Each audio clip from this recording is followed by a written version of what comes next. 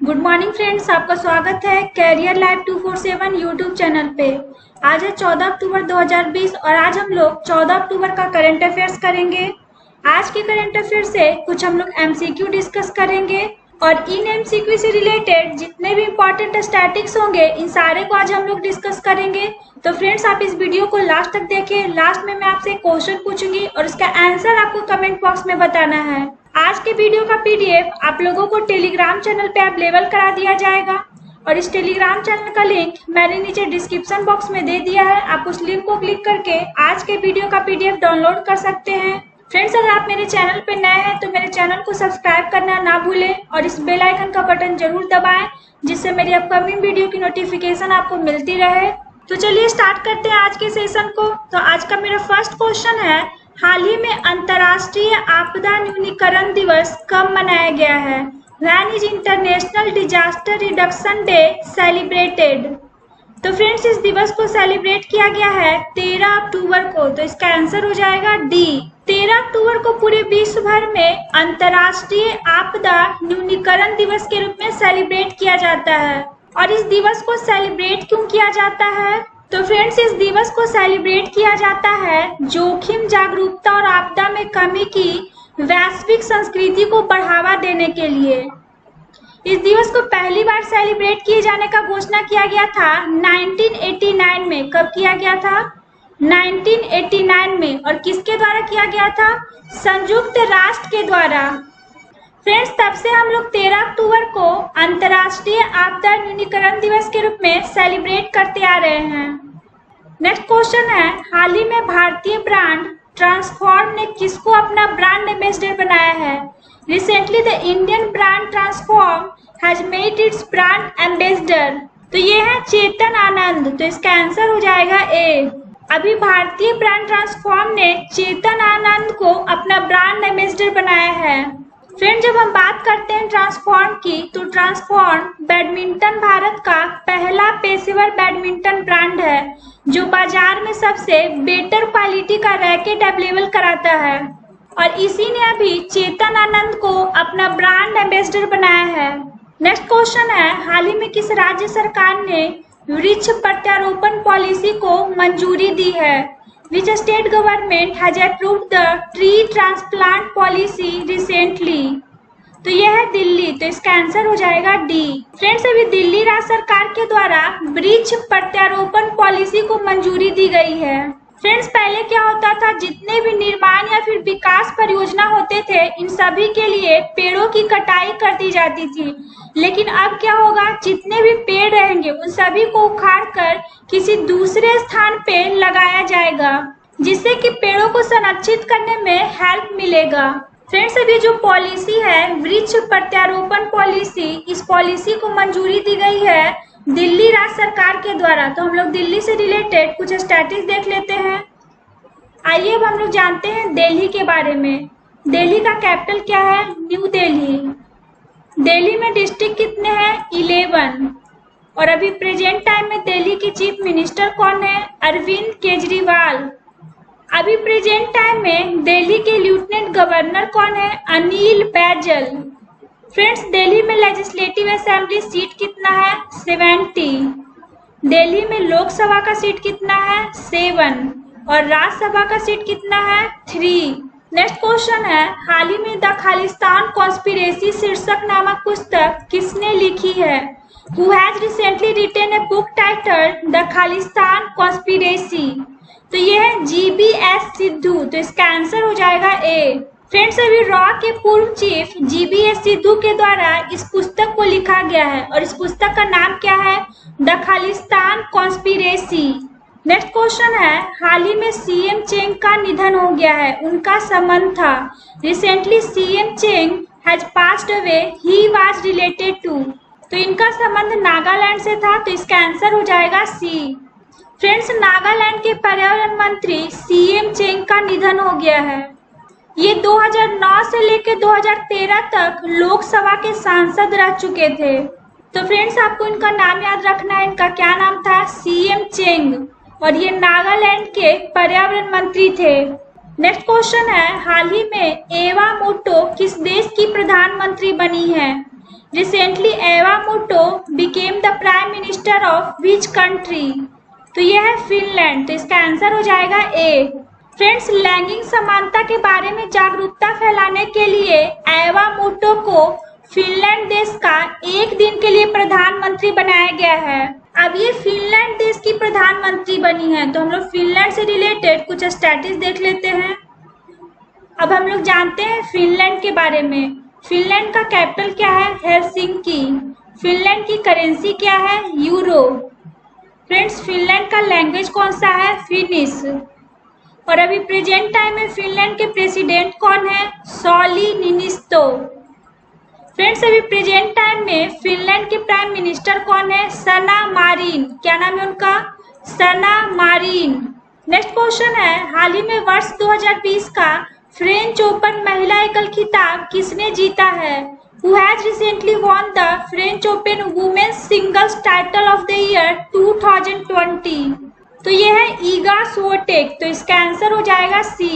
Friends, अभी ईगा Swiatek ने वर्ष 2020 का फ्रेंच ओपन महिला एकल का खिताब जीता है और इस चैंपियनशिप में सेकेंड पोजीशन रहा है सोफिया केनिन का। किनका? सोफिया केनिन का। फ्रेंड्स, ईगा स्विएटेक पोलैंड की रहने वाली हैं और सोफिया केनिन यूएसए की रहने वाली हैं। तो फ्रेंड्स, आपको विनर और रनर दोनों का नाम याद रखना है। नेक्स्ट क्वेश्चन है, हाल ही में असमानता घटाने की प्रतिबद्धता सूचकांक में भारत की रैंकिंग क्या है? What is India's ranking in the recent inequality reduction commitment index? तो यह है 129। तो इसका आंसर हो जाएगा डी। फ्रेंड्स, अभी हाल ही में असमानता घटाने की प्रतिबद्धता सूचकांक यानी इनइक्वालिटी रिडक्शन कमिटमेंट इंडेक्स जारी किया गया है और इस इंडेक्स में भारत की रैंकिंग है 129। फ्रेंड्स, इस इंडेक्स में टोटल 158 देशों में फर्स्ट पोजीशन रहा है नॉर्वे का और सबसे लास्ट पोजीशन यानी 158 पोजीशन रहा है साउथ सुडान का।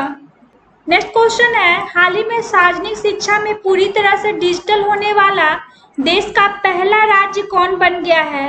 Recently, who became the first state in the country to go completely digital in public education?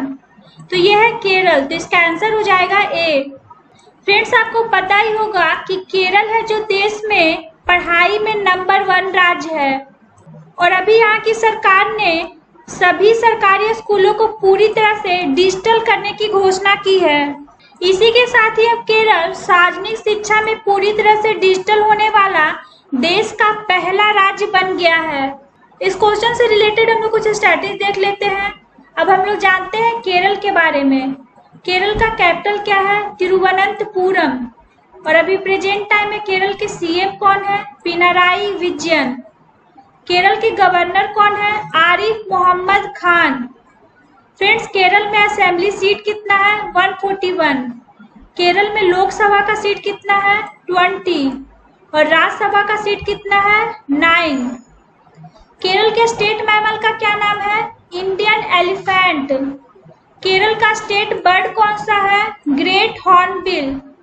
Kerala के स्टेट फ्लावर का क्या नाम है? कनिकोना। फ्रेंड्स, केरल का स्टेट ट्री कौन सा है? Coconut tree. केरल में डैम कौन कौन से हैं? इडुक्की और कुलाम्बू। केरल में कौन कौन सा फेस्टिवल सेलिब्रेट किया जाता है? ओनम और बैकट अष्टमी। केरल का फेमस फोक डांस कौन कौन सा है? कथकली, ओट्टम थुलल, मोहिनीअट्टम और कई कोटिकली। केरल में रिवर कौन कौन से हैं? पेरियार, भारथापुझा और पंपा। यहाँ का नेशनल पार्क कौन कौन सा है? इराविकुलम, पेरियार, साइलेंट वैली और मैथिकेटन सोला। फ्रेंड्स, केरल का वाइल्ड लाइफ सेंचुरी कौन कौन सा है? चिनार, इडुक्की, मालबार, नेयार और प्राम्बिकुलम। फ्रेंड्स, केरल से आपको इतनी जानकारी रखनी है। नेक्स्ट क्वेश्चन है, हाल ही में वर्ष 2020 का शास्त्र रामानुजन पुरस्कार से किन्हें सम्मानित किया गया है? Who has recently been honored with the शास्त्र Ramanujan award for the year 2020? तो यह है साई एवरा। तो इसका आंसर हो जाएगा बी। फ्रेंड्स, अभी साई एब्रा को वर्ष 2020 का शास्त्र रामानुजन पुरस्कार से सम्मानित किया गया है। फ्रेंड्स, जब हम लोग बात करते हैं इस पुरस्कार की, तो इस पुरस्कार को 32 वर्ष से कम आयु के व्यक्तियों को दिया जाता है और ये पुरस्कार मैथमेटिक्स के क्षेत्र में दिया जाता है।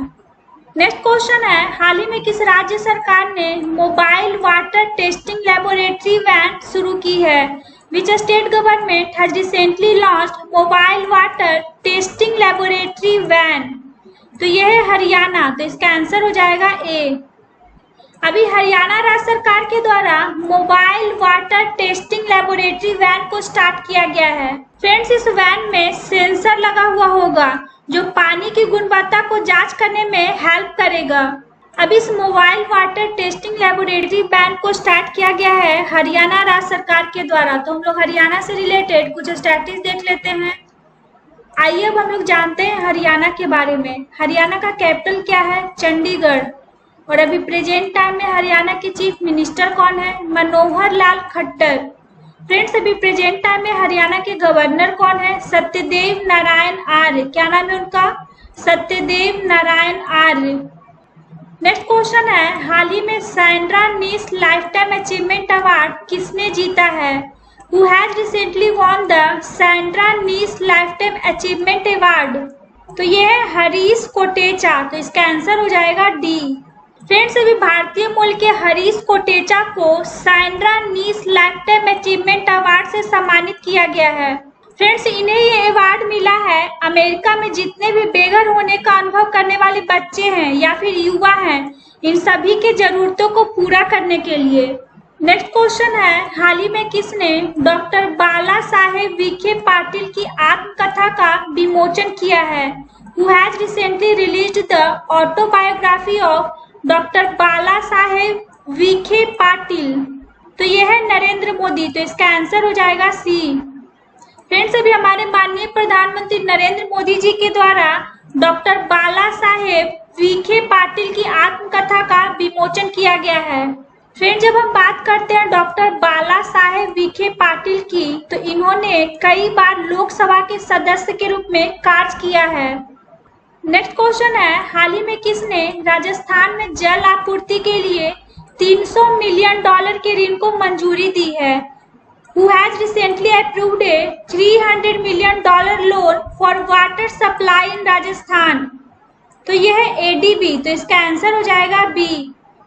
फ्रेंड्स, अभी एशियाई विकास बैंक ने राजस्थान में जल आपूर्ति के लिए $300 मिलियन के ऋण को मंजूरी दी है। फ्रेंड्स, इस एग्रीमेंट के तहत राजस्थान के जितने शहरों को टारगेट किया गया है, इन सभी शहरों में वाटर सप्लाई और सैनिटेशन जैसी सभी सेवाएं प्रदान की जाएगी।